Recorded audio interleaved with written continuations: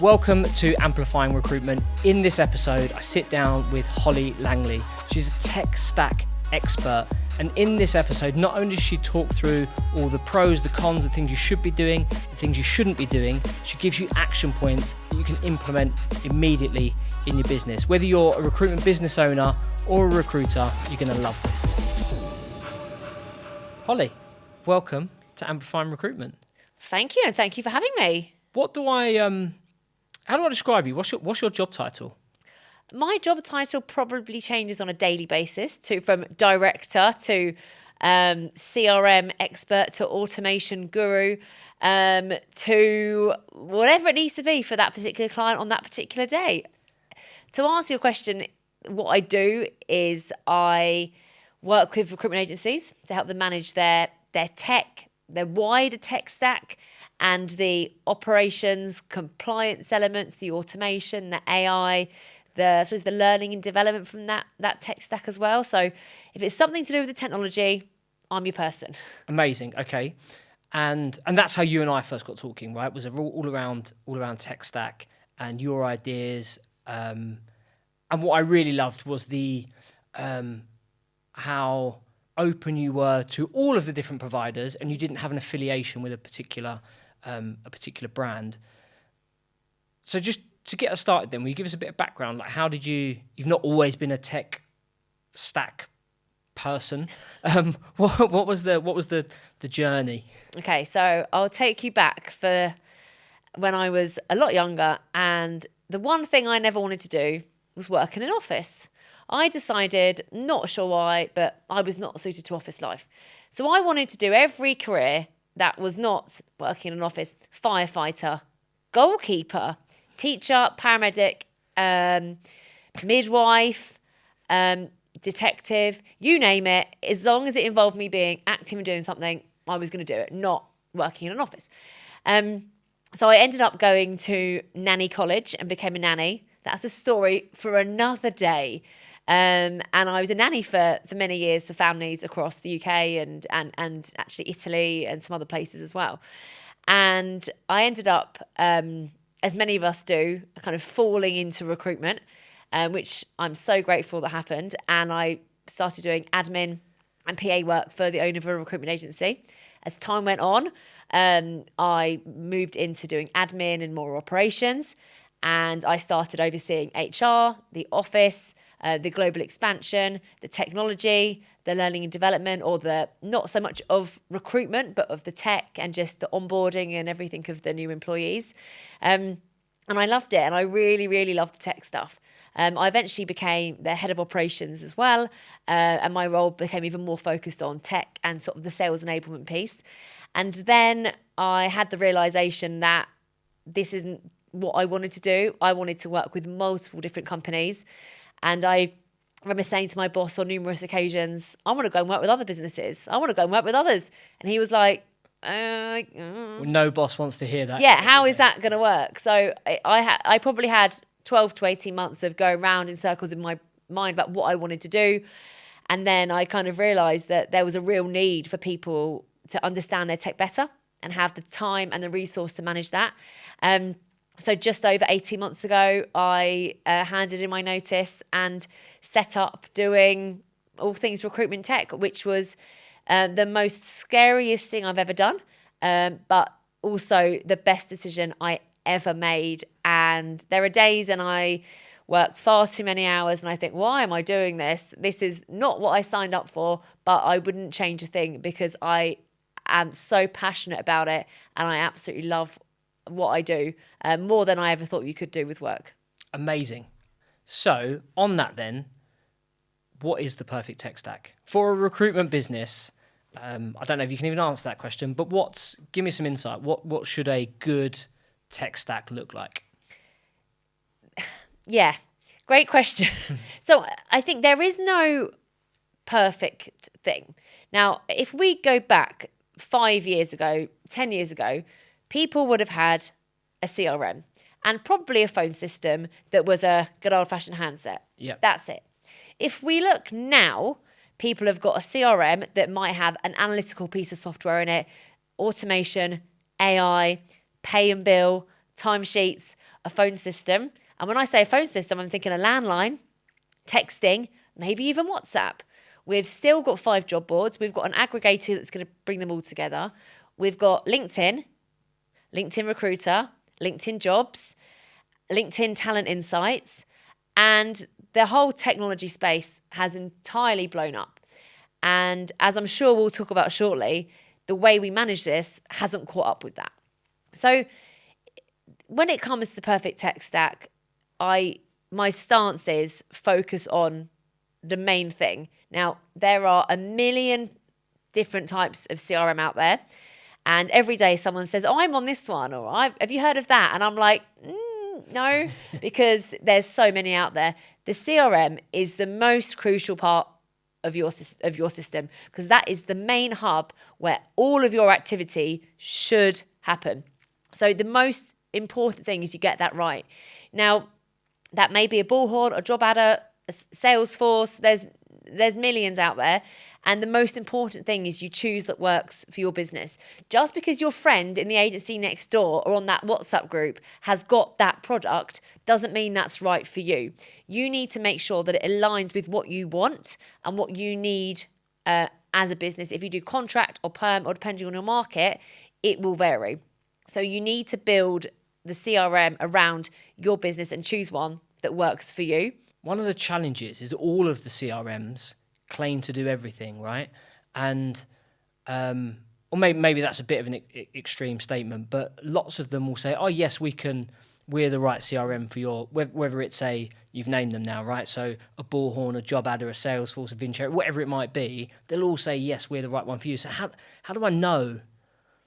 So my advice would be come up with a shopping list.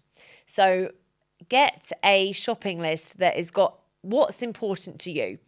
If you have a contract heavy business, then what will probably be important is compliance, onboarding, and managing contractor redeployment, let's say. So you will need to, when you're shopping around or when you're buying your CRM, even if you have one in place now, you need to look at that problem, which is managing contractors and bringing them on, and then understand from every single CRM, how do we manage this? How do we manage that? How do you do this? And then you've got a shopping list and you can do a direct comparison. And my advice will be work out 3 to 5 things that are really, really important to you. For example, automation, or how does AI underpin the CRM at the moment, or will do for the next 12 to 24 months, and ask every single provider the same questions. Ideally, record the demos so you can go back to each one. Someone said to me recently, how often should I be moving CRMs? And I said, ideally not that often. The most important thing is you're moving for the right reasons.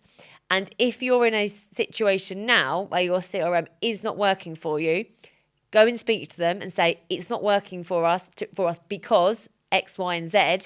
And also then potentially shop around, ask those questions and explain your current problems to other providers. And what I often see in demos, going back to your question, that people get a bit focused on what the CRM wants to show you, but go to them with have the demo, then go to them with your specific problems, ask them all the same 5 questions on how they would deal with it, so you can do a direct comparison. Like if you're going on like buying a new oven on curries, you can say, do a comparison for this one, and this one. This one's £300 more a month or a year, or this oven is £300 more. Why? Oh, it's because it's got 10 more settings. It's got a pizza setting. We may never use that, but it's good to know it's there. So have that similarity, compare like for like, and then you'll really start to see the differences in what they've got. And the biggest takeaway that I've had is build something buy one that's got a community.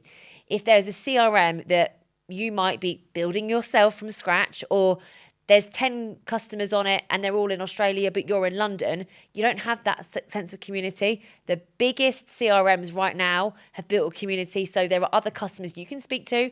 They're investing more and more money into it. They do events so that you're not on your own. You've got a wide variety of other CRM customers who face the same challenges as you do, who can help you overcome any problems or help troubleshoot if you've got specific nuances in your system. So to conclude on that question, go with potentially larger CRMs who you've got a good market share, who you know you can rely on, and ask the questions and ask them like for like after the initial demos to make sure that your shopping list and your features are a direct comparison. Excellent. So I interrupted the original question, Yeah. which is what's the Right. perfect tech stack? And you said that, so the CRM, right? So yeah, the CRM is where I would start. Now, it's very easy to buy a lot of bits of tech. I'm sure that between the two of us and everyone listening as well, we could probably name 500 to 1,000 types of recruitment tech that are out there. Just my advice is sometimes less is more. Like, you don't need to buy 20 different things, but focus on mainly the CRM, how you're communicating. That could be phone, WhatsApp, email, whatever that is. Where you're getting your candidates from and where you're getting your clients from. If you've got a good central hub, you communicate effectively, you can bring in new candidates as and when needed, and you can bring in leads, opportunities, and warm up those existing clients or new clients. That is probably the four central elements that you need. Now, within that, there's 25 different places you can get candidates from, 100 different ways to communicate. But if you have got CRM and the communication, candidates and contacts covered in one way or the other, that's enough that you need. And my advice would be keep it lean where you can, focus on that and make sure each bit of tech has a purpose. And if you're looking to bring something on, go back to say, where does this fill in? How are we going to bring it and bring that into our process? So if you've got a lot of tech at the moment, that's not a bad thing. If you think you've got the perfect tech stack, then please comment below, because I'd love to hear more about what's working for you right now. And if you're sitting here thinking, oh, crikey, we're miles away, like, don't worry. I think map out what you've got going on, what's working well, what isn't. That's a really good action point. Just write down all the tech you've got, what's not working well, what's going really well for you right now, and then you can build it out from there. And nothing is perfect. Like, there are products that I use and I recommend to a lot of my clients. Are they all perfect? The truth is no, because every recruitment agency is different. Every recruiter within every recruitment agency, guess what? They're different as well. So nothing is going to tick every single box of yours and give you every single thing that you need. But if you can get 95% there and we can do some tweaks and amendments and configuration to get everything off, you're already way, way ahead all of your competitors. Okay, so I'm going to push you on this one more time, right? So if I was starting a recruitment business tomorrow, yeah, and I know those are the four areas that I've got to, yeah, I need a piece of tech for all of those. How do I choose, apart from like compare them all like for like? But like, with things like how I communicate, there's email, phone, but then there's a load of other stuff that plugs into that, right? There's a load of automation software that plugs into how I communicate. When's the right time for that? What's the good stuff? What's the not so good stuff? So on the communication, and I'll start on that one. My advice would be, think about where your candidates and clients are. So I've known you for 18 months. We've had a couple of calls, but the majority of our communication, including the lead up to today, was on WhatsApp. Yeah. Now, I don't text anybody apart from, I don't text anybody. I WhatsApp. And nearly everybody I know, from my mother-in-law to my friends to my clients and the recruiters within my clients, we WhatsApp. So if you're sitting here thinking, well, I really need to start texting candidates, is that going to work? My advice is WhatsApp. So think about that, but that might not be right for your market. You might be thinking, oh God, there's absolutely no way we can WhatsApp people. Therefore, email is going to be okay. Right, that's fine. Your market, your agency, your candidates, your clients are different. And that's my perspective. And WhatsApp is a really important part of what I do. So focus on how you think your candidates and your contacts want to be spoken with. And you may not know that. Ask them. And I'm fairly certain that if you asked your recruiters if they're WhatsApping candidates and contacts, even though you don't have WhatsApp, they probably are. So that means that you've probably got a lot of siloed data in your recruitment consultants' phones because they're WhatsApping candidates off a personal number, which isn't great because stuff isn't on the CRM. If they were to leave the business, you're not protected and they've taken that data. So from a communication point of view, email is great. I don't know about you, but I probably get 100 emails a day to my personal email. Email marketing is wonderful. I love it, but it's not enough anymore. We need to be having communication on the phone, ideally something like WhatsApp, potentially LinkedIn, and getting on the phone to call these people. If a shop sent me an email, I'm probably not going to read it. But if they rang me and said, Holly, we've got a great Black Friday offer, are you interested? By the way, here's a 60% code just for you. I'll be, probably write that down. Yeah, yes. Why not? Because it's that personal touch. And AI and automation and whatever is coming in the future of recruitment is never going to have that personal touch. So I suppose the omni-channel approach of doing something like an email, a WhatsApp, and a call is everything you need to be communicating with people. And then you can throw in LinkedIn, which, you can pay for that. And there's great products out there that do that, like Source Whale, which I use as some of my BD, is brilliant. Might not work for you, but it can automate that approach and get LinkedIn messages automated for you so you can really warm up your campaigns. Again, with finding new candidates, some people swear by certain job boards, others love other ones. Some people just use LinkedIn. Again, you need to find out where your candidates are. It could be a really good candidate engagement campaign. Ring up your candidate, say, look, we've not got a job for you right now, or maybe we do, who knows? But by the way, if you were to look for a job tomorrow, where would you put your CV? Read. Okay, great. CV library, great. If 10 out of 100 people say CV library, then that may not be good for you. But if 90% say CV library, maybe that's where you need to advertise and put your job. So get feedback from your candidates. And you could, if you've got automation, you can ask them and send out a survey. Do you mind us asking, if you were looking for a job, where would you go? So shop around and really understand what your candidates want. And again, with like the client side of stuff, like, where are you going to get clients from? Now, this is probably something you can cover a lot more than I can, is adding a lead from LinkedIn and adding it to your CRM and chasing that. Great business development piece of functionality, maybe not. But by the time that job's been added to LinkedIn, you've chased it up 24 hours later, so have 10 other recruiters. So how can you engage with contacts and really warm up the BD approach before that job has got live? So we need to be making sure that we're communicating with contacts and clients on a regular basis so that we're the first to go. And with the CRM, like, choose a really big player out there. I, over the last year, have done more and more work with Bullhorn. Now, there's loads of CRMs out there. I've chosen to work more with Bullhorn customers quite simply because I've used it day in, day out for 7 years. So I often get asked, do you work with other customers who aren't on Bullhorn? Yes, I do. And I'm more than happy to help you.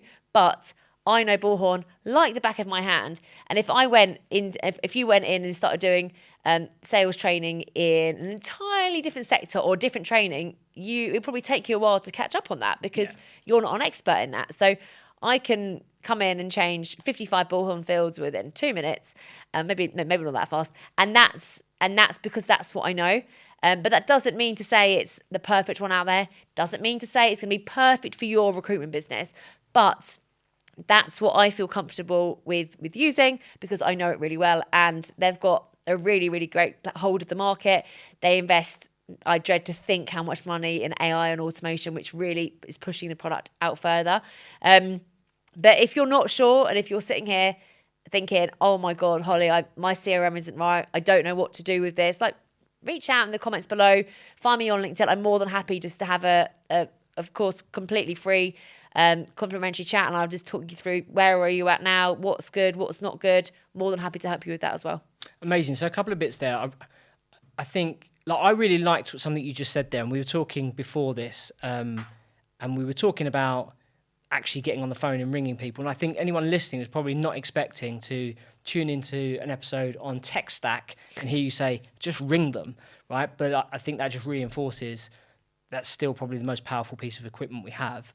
Just going back a little bit, you mentioned a lot about WhatsApp, and I see this in agencies every single day with recruiters that don't have a CRM that supports that. So they're doing exactly as you said. They're on WhatsApp on their phone because that's the best way to communicate with their candidates and clients. If someone listens to this, has an agency, runs a business, and they know that's happening, what's the quick fix? How do they get that data off of a consultant phone and into a CRM and a manageable system? So there isn't a quick fix, is there? No, you ban it, which is not going to help. And that's counteracting what I just said about communicating with them. You have a policy where every single WhatsApp message has to get copied and pasted onto the CRM. That's free. That's not going to change anything, but that's going to take a lot of time. And guess what? It's not going to get done and it's not efficient. So you're probably going to have to look into an integration, or an alternative option is you set them up on a business WhatsApp. I actually have two numbers. I have a personal number and a business WhatsApp number. And then the business WhatsApp number is owned by the business. The communication comes that way. I would highly recommend, if you can, get something integrated with your CRM. But even if you don't, if someone leaves your business, whether it's a recruiter or ops or whoever, I highly, highly recommend you just say to them, if you've got any WhatsApp numbers or personal contacts, please remove them from your system, because you do not want someone going and taking 300 of your top candidates and clients off because they were saved on WhatsApp. So just be really, really careful about that. And if you can bring it in, I personally think it's the way forward. But if you can, great. If not, just try and work around it. Okay. So we covered quite a lot there about like perfect tech stack and things that we should have. What are the biggest, in fact, give me the three. What are the three biggest mistakes that you see with agency recruitment businesses when it comes to tech stack? So firstly, I'll talk about this from a couple of stances. Firstly, I'll cover off like the recruitment agency leaders tech stack. Then I'll cover off like kind of the stuff I see recruiters do. So firstly, the biggest single mistake, too much stuff. So as I've just listed, you could very easily have 10, 20 bits of tech in your business. Now, imagine if I said to you, Jamie, I'm going to go out and buy you 20 cars. Are you going to use all 20 cars? Probably, that would be great, wouldn't it? Probably not. Like, unless you were driving around in a different car every day, that would be crazy. Now, each car's got a purpose, because you've got a van, you've got a sports car, you've got a people carrier for kids, you've got one that's going to have all the shopping. Maybe you've got a car that's got a horse box attached as well. Like, you're literally not going to use them all. So you don't need them all. Now, they all have a purpose, and it'd be lovely if you could use them all. But when you've got so much going on like that, you just cannot make it all work. So you don't necessarily need all 20 bits of tech in your business. So before you buy something, before you renew something, or if you're paying for something at the moment that you're just not sure about, really, really think about it. If you turned off one thing in your business that nobody is using, is it going to have a massive knock-on effect? But it might have just saved you £600 a month, which would go into something else. So buying too much is, without a doubt, the single biggest problem that I see. Now, I'm not going to lie to you. I have a small business and I have the exact same problem. And I've got some time off coming up, and I'm going to be looking at everything I currently have, from my emails, because I pay for Outlook and I pay for Gmail. Don't ask me why. I once needed Google Docs, and I'm now paying for both. So I've got two bits of tech in my business. They do the same thing, and I'm spending twice the amount of money. I don't need to do that.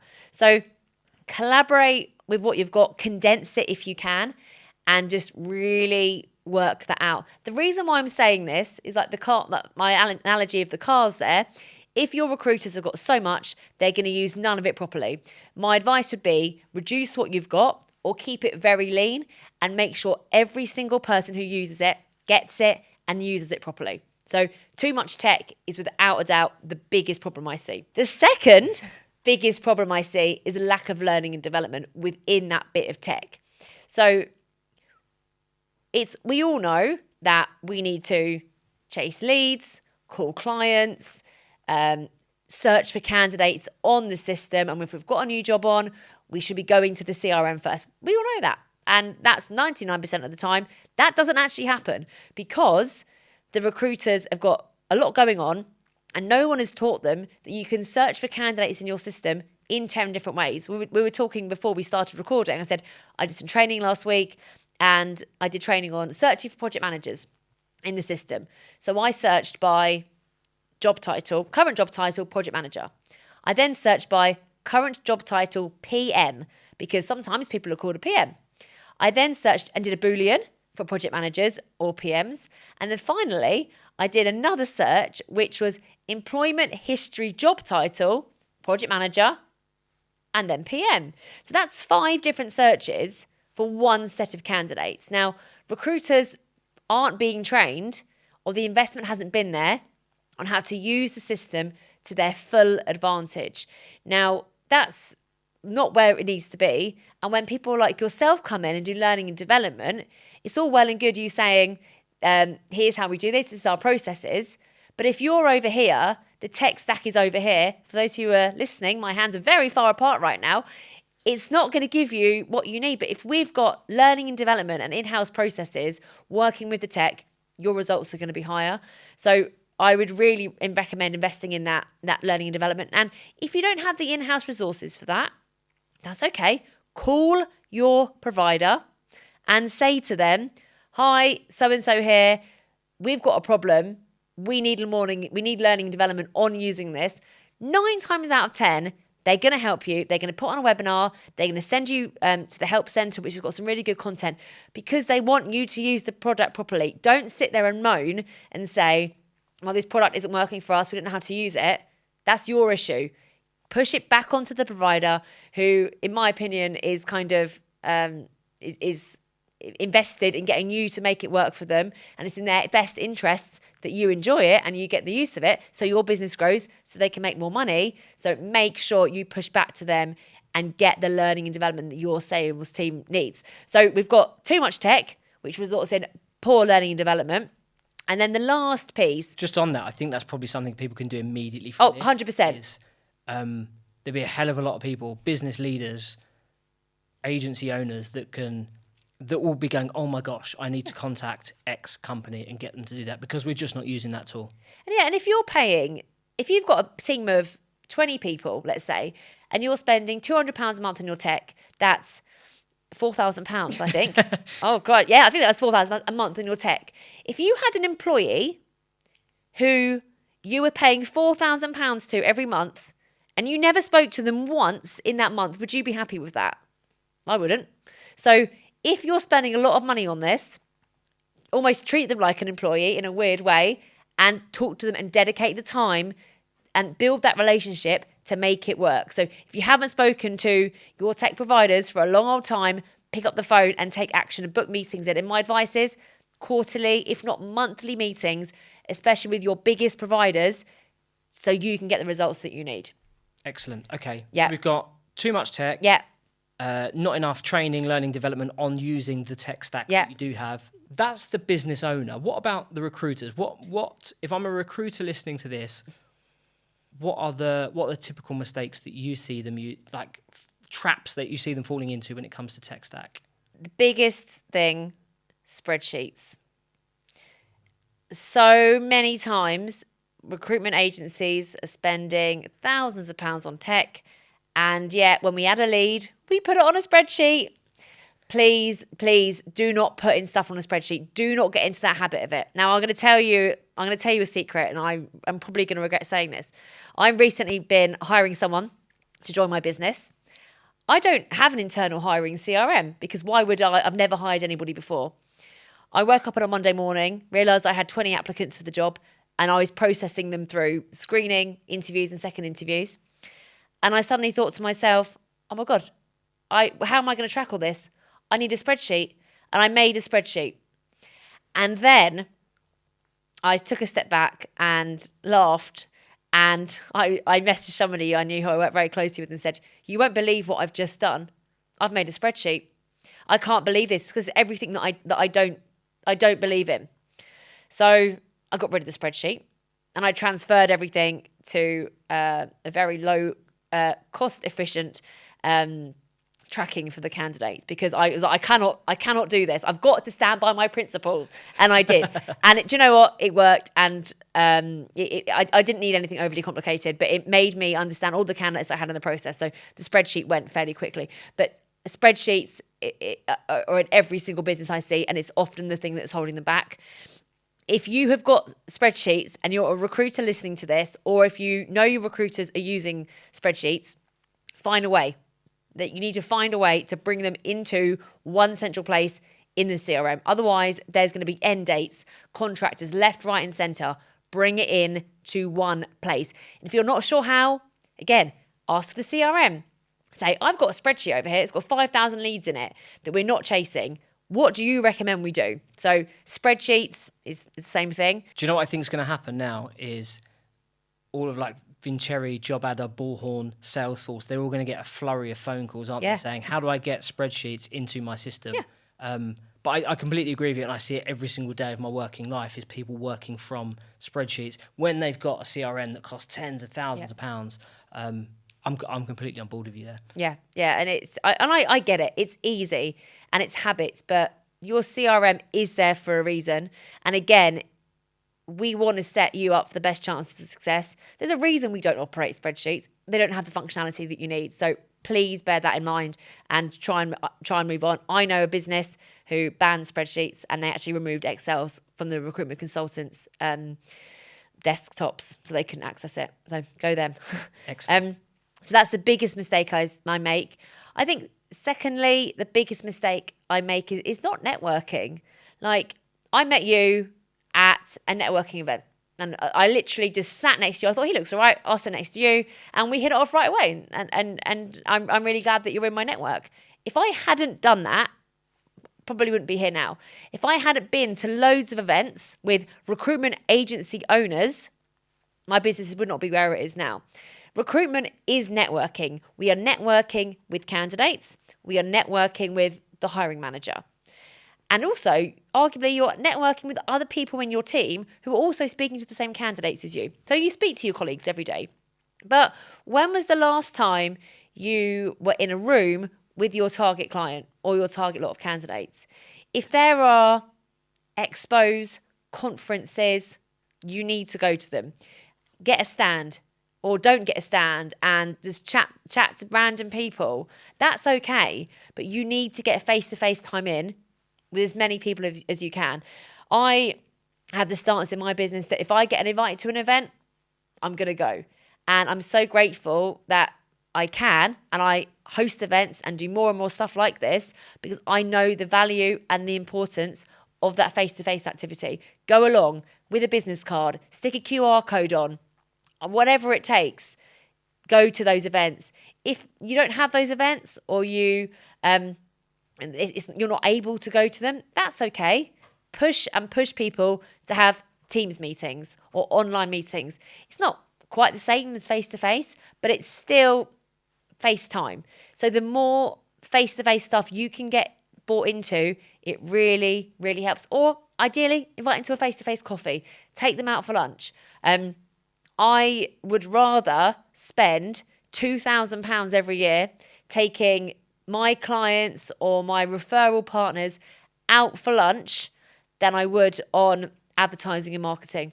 Because I know that when I take somebody out for lunch and we have a really good chat, we talk about this sort of stuff, we build up a rapport there that is there for life. And maybe not life, that's a bit dramatic, but there's a connection that you don't get otherwise. So if you have budget, and even if it's just a coffee, it really does help. And I think this a bit like what you said earlier with the phone call, that I would imagine people listening to this weren't expecting an episode on tech stack and for you to say the biggest mistake you're making is relying on your tech stack and not getting out and meeting people. But that's the reality of it, right? Of there's just not enough of that happening in the recruitment industry. Certainly not to how it was many moons ago, or especially like pre-COVID, right? So I love that. So that's the second mistake. What's the final mistake for recruiters then? So it's the spreadsheets, it's not getting out and meeting people. What's the third mistake that you see recruiters making when it comes to tech stack? So the final mistake I see people make is simply calling the wrong people at the wrong time with the wrong message. So if we were to run a search, again, we'll use that project management search earlier on, 500 people might be on that list. Now, there is technology out there now, and we can use AI and automation to say, out of those 500 people, you need to call these 10 people first, and here's why. So if we look at automation, if you have got an automation strategy in your business that's saying we're going to be engaging with candidates, sending them value, out of that list of 500 people, there might be 50 people in that who are actively engaging with your brand. That means they're opening your emails. They are responding to them. They might be on your website. So actually, out of that 500 people, you've got 50 people who are more likely to be looking for a job right now, or 50 sales contacts who are more likely to hire right now. And then within that 10, within that 50, we've then got 10 people who are actively looking for work because, I don't know, they updated their CV last week. Or we've got 10 contacts who are actively hiring for project managers right now. So rather than picking up the phone and doing a cold call to clients or to candidates, call those 50 people. But most importantly, call those 10 people who are active and are actively looking and want to engage with you. So when you pick up the phone, they're more likely to answer. They should know who you are. If not, they'll know who your brand is. And that's going to make you more and more efficient. And that's what we want. As our databases and our tech gets larger, you might have 200,000 candidates on the system. And if loads of them come up in the searches, you need to find ways to filter that down. And there's even more advanced technology, which is, out of those 50 project managers in your search, we can send an automatic email saying, we've added a project manager job. Are you interested? Yes or no? Okay, out of that 50, we've got 50 engaged candidates. 10 of them are open to work and actively looking. And 3 of them have said, yes, I'm interested. And you can book a meeting. They can book a meeting directly in your calendar. So it's being really, really smart with the data that we have. So you can call the right person at the right time with the right message. If you think of that, you'll already be 10 steps ahead of everyone else. Okay. So where does AI come into all of this? So for me, it is making recruiters more efficient and is doing the manual part of the process. Okay. So if we were to add this project manager job, AI can say these 10 candidates are a good fit based on categories, skills, location, job title, and their CV. So rather than your recruiters having to do a very lengthy search, we've added the job. 10 seconds later, we've got 20 candidates. Great. That's what we need. We're now more efficient. We can then engage with these candidates and say, are you interested in this job? Yep. Great. We'll then follow that up with calls and everything like that. So that's kind of a high level stuff. We can also be improving job descriptions. If a client gives you a job description that's probably also on LinkedIn, you add that on your CRM, you stick that on their website. It's going to be very obvious that that client or whoever that client is. So AI can write that. And the reason why it's more efficient is, I'm sure it's a bit of a no-brainer. My advice is don't put that into ChatGPT though. Bring it into something ideally within your CRM or a personal. Is it like a custom ChatGPT? Yeah, we've been doing a lot of training with that recently over the last few months of getting recruiters, rather than using the free version of ChatGPT, to actually create a custom GPT that is a version of you, and using that so that it talks like you and it has the tonality and the personality type of you. So yeah, absolutely. Yeah. And there's a whole load of stuff like that. Like we can come up with pre-screen questions now. So based upon this job description, we should ask these candidates these 20 pre-screen questions. They can then magically pop up when the pre-screen call is happening to make sure that your recruiters are being thorough. So automation for me is never going to do a pre-screen.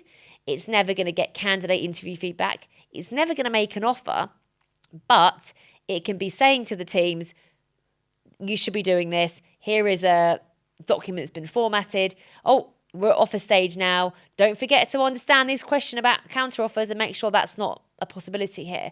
So really, really supporting the job matching and then just the efficiency throughout that. And the more efficient we can make our recruiters, hopefully the more profitable they will all be.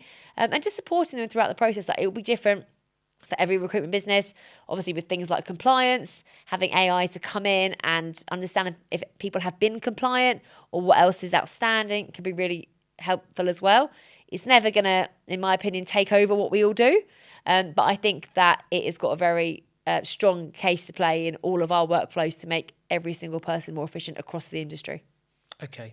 So my final question then, so thinking about everything that we've spoken about in terms of tech stack, mistakes, AI, automation, what do you think, what does the next 12 months look like in our industry? So I think that there's going to be quite a lot of, I'm going to say, recalibrating, let's say. In 2021, we all spent a fortune. We had all the tech. Now, people are kind of saying we need to scale back. We need to use stuff properly. Everything that I've spoken about in this podcast so far, people are now actually implementing, which is great to see. They're listening to what me and other people in the industry are saying. So there's going to be a leveling out of maybe having less tech, a leaner tech stack, but then making more of it. AI and automation is going to underpin so much. And all of the conversations that I'm having with people are, we don't know what we don't know. That's what nearly every client says to me on my initial call with them. We don't know what we don't know. I'm like, okay, great. So there's going to be a lot of education as well about, and because we're all establishing this together, none of us really know what AI can bring, and none of us really know what the future of it will look like. So it's navigating that together and having that sense of community so that we can really understand where this sits, what doesn't work, what does work and what doesn't work. I think there's been a lot of kind of chat over the last 12 months that the market's not great, it's not good, when is it going to bounce back? Now, from all of the conversations that I've had, I kind of think this is the new normal. Like 2020 and 2021 was crazy. There was more jobs than you can shake a stick at. That's not the case now. And we need to assume this is the new normal. We need to stop maybe moping around, saying it's going to get bitching then, wasn't you? Yeah, a little bit. It will get better next week, January. Like, we can't, if this is it, then we need to take it at face value, and we need to be incredibly efficient, incredibly lean and profitable through that to get where we need to be. So I think there's going to be a transition. The biggest change, I think, comes in the back office.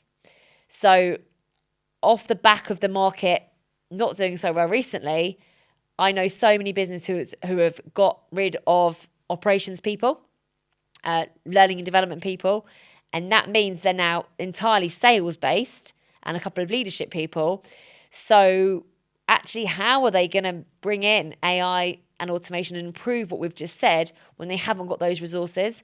So I think there's going to be a lot more people like myself coming to market who are external resources to support the back office and operations, which of course I'm absolutely fine with. And I think more and more roles coming available, which should be head of strategy, head of innovation, chief tech officer, chief ops officer. So the real high level people who can do this sort of stuff. That might be fractional as well. But I think that's the biggest change. I don't think the role of the recruiter will have a massive knock-on effect apart from the implementing of hopefully what we've said today. But I see the back office having the biggest change, and the switch from kind of having loads of people to ops now to potentially nobody, and then that becoming bigger again, either internally or fractionally, because people need to get on top of all this stuff and they need to make it work for them. Excellent. Okay.